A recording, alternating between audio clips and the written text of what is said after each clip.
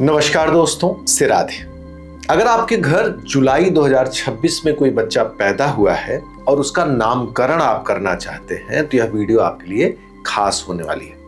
केवल जुलाई में ही नहीं, कभी कोई बच्चा पैदा हुआ हो और उसके नाम के बारे में आप सोच रहे हैं कि उसके नाम को कैसे रखा जाए जो उसके स्वास्थ्य के लिए, उसके विकास के लिए, उसके धन संपत्ति, विवाह, सभी चीज़ों के लिए बहुत अच्छा रहे, तो यह वीडियो आपके लिए बहुत स्पेशल होने वाली है।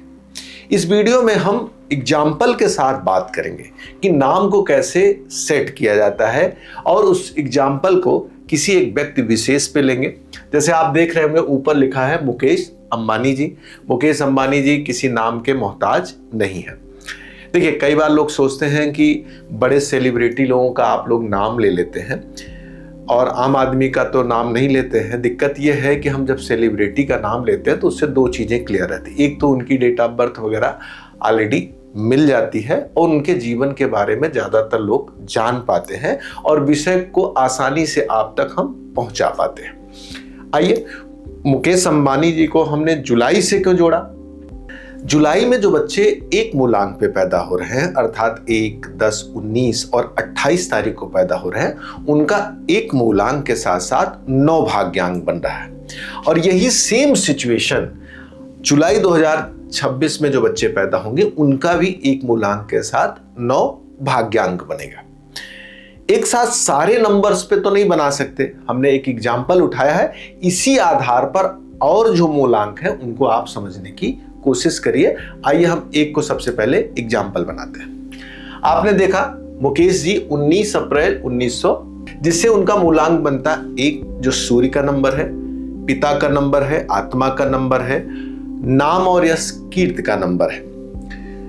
भाग्यांक बनता है 9, जो मंगल देखा जाता है, जो मंगल एनर्जी का नंबर है, पावर का नंबर है, मशीन का नंबर है, लड़ने का नंबर है। तो कहीं न कहीं मंगल को यहां से 1 और सूर्य का संबंध हुआ।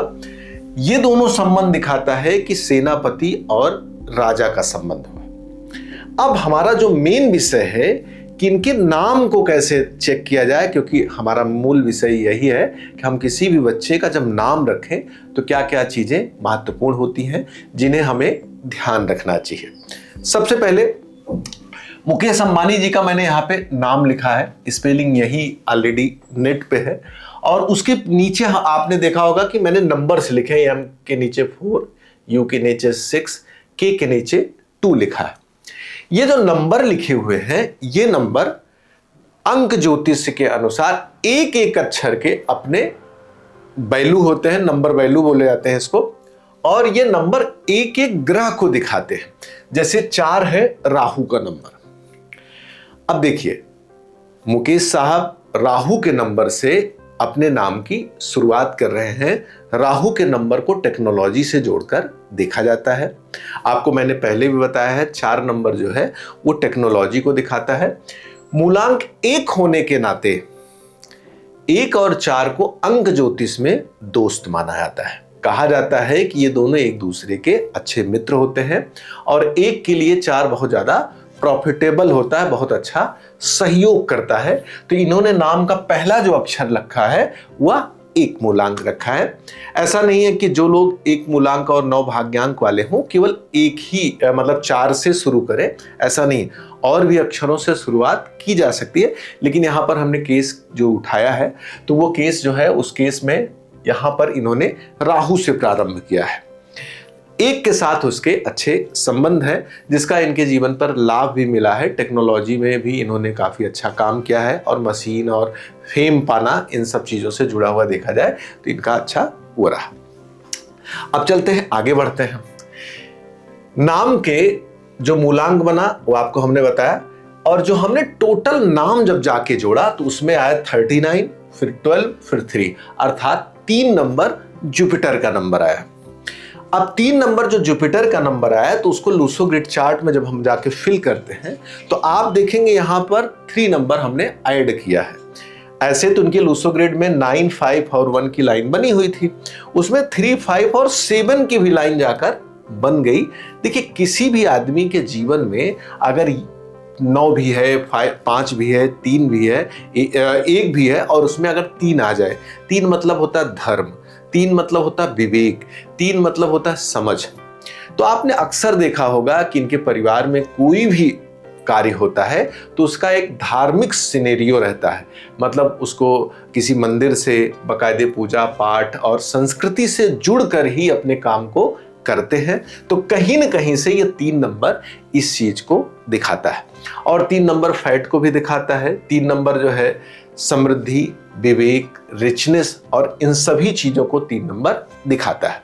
तो इनके नाम की स्पेलिंग में आप देखते होंगे, पहले राहु आया, फिर शुक्र आया, चंद्रमा आया, और आप देख रहे होंगे यहां पर इन्होंने बुध अर्थात 5 नंबर, फिर बृहस्पति, फिर 5 नंबर। इन सारे नंबर्स में आप देखते होंगे कि 1 और 5 ये दोनों ज्यादा है। 5 क्या है? बुध का नंबर है।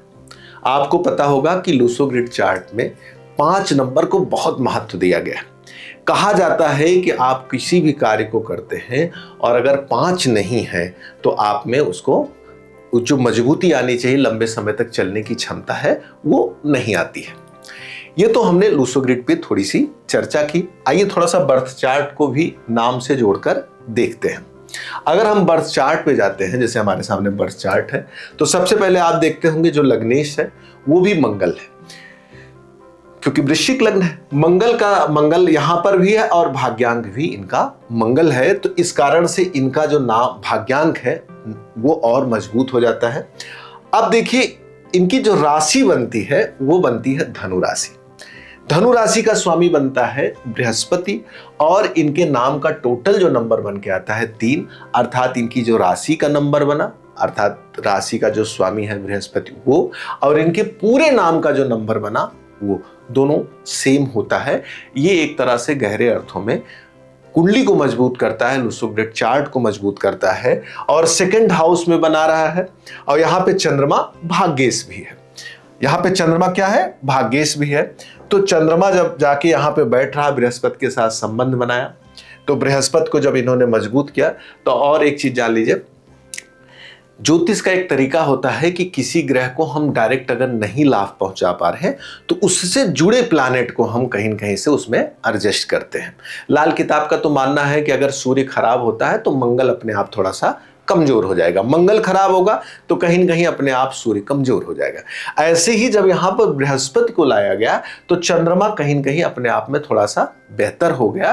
क्यों? क्योंकि आपने सुना होगा कि बृहस्पति और चंद्रमा का मिलना जो होता है बड़ा शुभ माना जाता है, गजकेसरी योग कहा जाता है।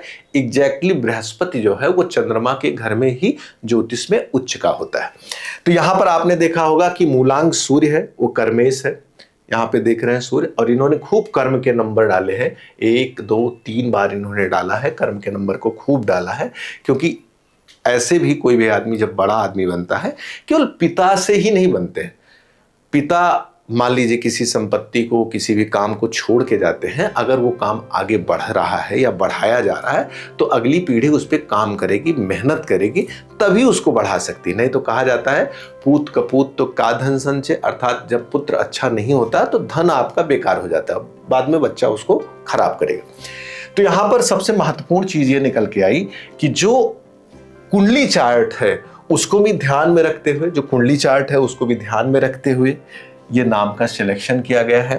क्योंकि 3 नंबर जो बन रहा है यहाँ पे आप ध्यान से देखिए, यही इनके राशि का भी नंबर बनता है। जो लग्नेश है वही इनका भाग्यांक जाके बनता है, जो कर्मेश है वही जाकर इनका मूलांक बनता है। तो ये तीनों का जो कॉम्बिनेशन क्रिएट हुआ, इससे इनके नाम में कई गुना ज्यादा बल आया। और बल में भी नाम देखिए, कई बार क्या होता है कि आपके मन में ये भी प्रश्न आएगा, क्या इनके नाम को भी न्यूमरोलॉजिकली रखा गया था कि नहीं रखा गया था? मेरा जो व्यक्तिगत अनुभव है, मैं साफ साफ कहता हूं, मैंने बहुत बार देखा है ना कि जो सफल लोग होते हैं उनके साथ प्रकृति भी थोड़ा सहयोग करती है। कई बार बिना रखे ही उनका नाम सही जाता है, और बहुत बार ये लोग ऐसे परिवार से आए हैं कि इन्होंने शुरू से इन चीज़ों को खूब किया है, तो हो सकता है कि इनके घर में नाम को लेकर पहले से थॉट प्रोसेसिंग रही हो। क्योंकि आने वाली पीढ़ी के बारे में भी आप सुनते होंगे कि ये लोग इन सब चीज़ों को बड़ा ध्यान रखते हैं कैसे उसको बैलेंस किया जाए। तो यहां पर आप ध्यान रखिए कि इन्होंने अपने राशि को ध्यान रखा, धनु राशि उसका स्वामी जो है इन्होंने टोटल में लाया। इनका कर्मेश सूर्य है, तो आप देखिए सूर्य को भी इन्होंने खूब रखा। और साथ में यहाँ पर एक चीज देखिए, इन्होंने बुध को भी रखा। ऐसे कुंडली के चार्ट के हिसाब से देखा जाए तो बुध इनके लिए उतना सपोर्टिंग नहीं है, लेकिन बुध यहाँ पर आप ध्यान से देखिए, ये आय का स्वामी है और अष्टम का स्वामी है। तो पेरेंटल जो जमीन होती है, पुश्तैनी जमीन को संभालने की ताकत अष्टम में ही होती है।